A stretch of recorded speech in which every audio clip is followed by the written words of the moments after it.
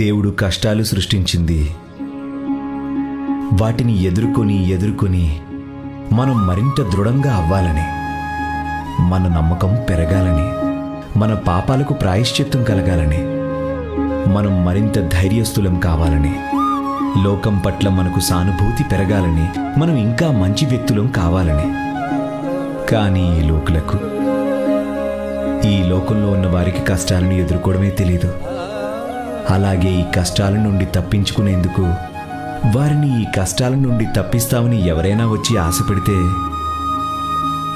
గుడ్డిగా ఎటువంటి వ్యక్తులనైనా నమ్మడానికి సిద్ధపడతారు. ఇదే వ్యత్యాసం శ్రద్ధ, మూఢనమ్మకాలకు. శ్రద్ధ మన మీద మనకున్న నమ్మకాన్ని పెంచుకోవడం నేర్పిస్తుంది. మన జీవితంలో సంఘటనలను నమ్మడం నేర్పుతుంది.